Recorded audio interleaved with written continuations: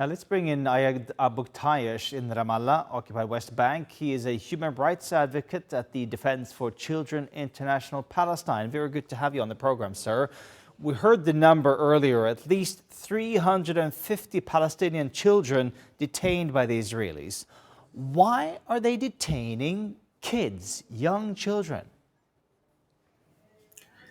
The main idea is to terrorize and to suppress and control Palestinian people who are living in the occupied Palestinian territories. So it's a tool from the Israeli army in order to show their presence. So whenever there is throwing stones towards Israeli military or towards an Israeli settlers, what the Israeli army do to invade the closest Palestinian village and start arresting people from there, among them Palestinian children. And the main purpose is to terrorize the Palestinian children and Palestinian community at large. So this is the main purpose from the Israeli authorities for placing and detaining Palestinian children in Israeli military detention. And how are they being treated by these Israelis, these young kids, while being detained? According to DCI information, almost all Palestinian children who are arrested, interrogated, and prosecuted in the Israeli military legal system exposed to different types of ill treatment and torture.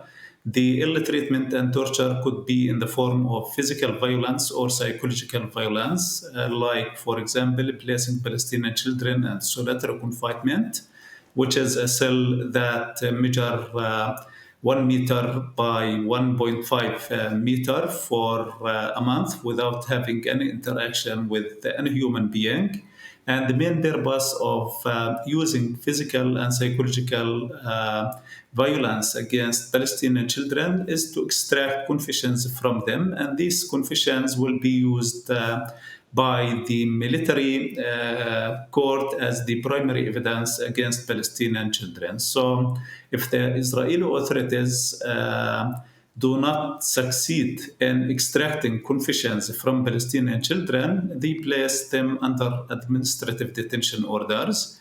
According to the information from the Israeli Prison Service, more than 41% of Palestinian children in Israeli detention are placed under administrative detention orders, which is detention without court proceedings, without charges. And this show the arbitrariness of the Israeli military legal system. So this is how Israel is treating Palestinian children in the occupied Palestinian territories. You're talking even about torture here, torture of young children.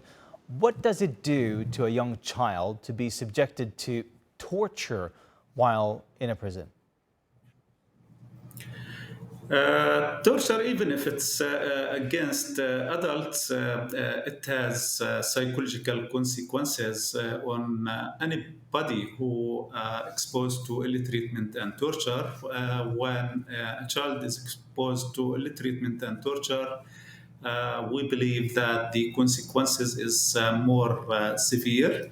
And according to DCI information, despite the fact that we are a human rights organization, not an organization who work on the field of psychological support, but we believe that every child who is arrested by the Israeli authorities will be psychologically affected, and the level of the psychological impact depends on the age of the child, the types of ill treatment and torture that the child exposed to, and the period that the child spent in Israeli detention. But all in all, we believe that everybody who passed through this experience will be psychologically affected, and the psychological impact will could appear immediately, or it may have lasting impact, or may appear in the future on the Palestinian children.